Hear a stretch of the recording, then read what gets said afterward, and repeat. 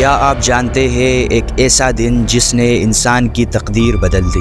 ایک ایسا دن جب انسان نے خود اپنے ہاتھوں سے ایسا پاورفل ڈیڈلی ویپن بنایا جو ایک ہی جھٹکے میں پورا شہر تباہ کر سکتا تھا۔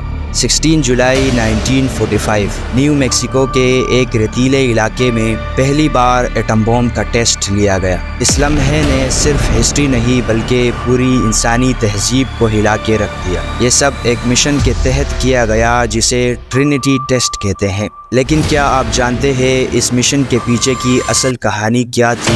اس بم کو بنانے والا سائنٹسٹ کون تھا اور کیوں اس نے نوبل پرائز لینے سے انکار کر دیا؟ جس نے امریکہ کے لیے سب سے پاورفل ویپن بنایا، امریکہ نے کیوں اسے ذلیل کر دیا؟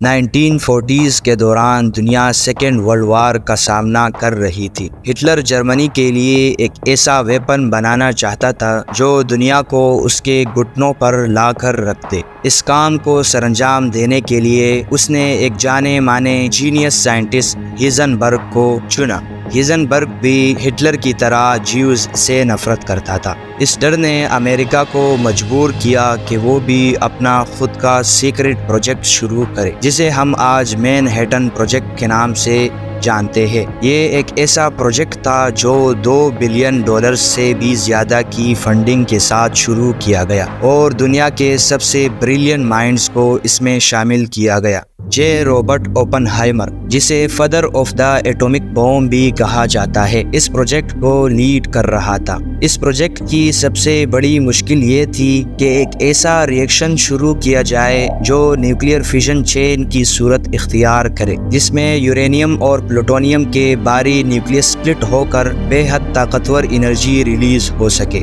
اس پروسیس کو نیوکلیئر فیشن کہتے ہیں۔ اس کا سمپل سا مطلب ہے کہ ایک ایٹم کے انسٹیبل نیوکلیس یعنی باری نیوکلیس کو توڑ کر جس سے بہت ساری ہیٹ ایک دم سے نکلتی ہے۔ اسی پرنسپل کے بلبوتے پر ہیروشیما اور ناگاساکی پر وہ دہشت مچایا گیا جو آج بھی لوگوں کی یادوں میں تازہ ہے۔ 15 جولائی 1945 کی رات نیو میکسیکو کے ڈیزرٹڈ ایریا میں ایک سٹیل کا ٹاور کھڑا کیا گیا جس پر بوم کو فٹ کر دیا گیا۔ اس بوم کا نام دی گیجڈ رکھا گیا۔ یہ نام سننے میں اچھا لگتا ہے مگر یہ اتنا طاقتور تھا کہ ایک پورے شہر کو پل بھر میں ختم کر سکتا تھا۔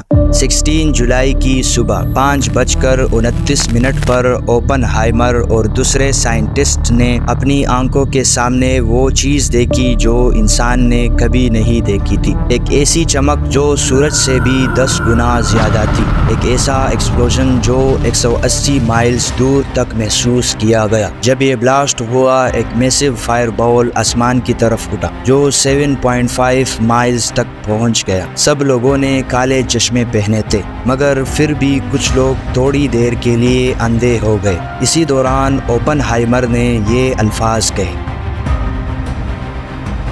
Now I am become death, the destroyer of worlds. وہ سمجھ گئے تھے کہ انہوں نے کیا کر دیا ہے۔ اس بلاسٹ کی ہیٹ اتنی زیادہ تھی کہ جس ٹاور پر بوم کو فٹ کیا گیا تھا وہ میلٹ ہونے کے بجائے ویپورائزڈ ہو کر گیس میں تبدیل ہو گیا۔ یہ ٹیسٹنگ ایک سکسیس تھی لیکن اس ٹیسٹنگ کے بعد سامنے آنے والے سائیڈ ایفیکٹس کسی نے بھی سوچے نہیں تھے۔ بلاسٹ کے بعد ریڈیو ایکٹیو فیل آؤٹ نے آس پاس کے علاقے کو کنٹیمینیٹ کر دیا۔ اینیملز مرنے لگے، پانی کے سورسز پوائزن ہو گئے اور ایک نئی ریڈیشن سکنس کی بیماری سامنے آنے لگی۔ اس کے علاوہ ایک شوکنگ فیکٹ یہ بھی تھا کہ بلاسٹ کے دوران آس پاس رہنے والے لوگوں کو پتہ بھی نہیں تھا کہ کیا ہو رہا ہے۔ انہیں بتایا گیا تھا کہ ایک ایموڈم ایکسپلوژن تھا جو بالکل جھوٹ تھا۔ جب یہ بوم ہیروشیما پر گرایا گیا تب ہی دنیا کو پتہ چلا کہ یہ ایک نیوکلیئر ویپن ہے۔ اس سے پہلے امریکہ نے ٹرینٹی ٹیسٹ کی ساری انفارمیشن چھپا کے رکھی تھی۔ ہیروشیما اور ناگاساکی کے بعد ہی دنیا کو اس کی اصل تصویر دیکھنے کو ملی۔ تب تک اس نے 1,50,000 لوگوں کی زندگی ختم کر دی تھی۔ اوپن ہائمر نے بھی پریزیڈنٹ سے جا کر کہہ دیا تھا کہ مجھے اپنے ہاتھوں پر خون لگا ہوا محسوس ہوتا ہے، لیکن پریزیڈنٹ غصہ ہوئے اور انہیں دھکے مار کر نکال دیا۔ اس کے بعد اوپن ہائمر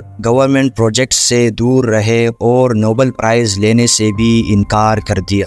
تو اب سوال یہ ہے کہ کیا ایٹم بم بنانا انسانیت کی سب سے بڑی جیت تھی یا سب سے بڑی ہار؟ کیونکہ اس کے بعد دنیا کے طاقتور ملکوں نے جنگ کرنے سے پہلے 1000 بار سوچا۔ یہی ڈر ہے جو ہمیں امن تک لے گیا، یا پھر ہم نے اپنے ہاتھوں سے ایسا زہر بنا دیا ہے جو کبھی نہ کبھی پوری انسانیت کو ختم کر دے گا۔ یہ فیصلہ آپ پر چھوڑتے ہیں۔ اپنی قیمتی رائے کا اظہار کمنٹ میں ضرور کریں۔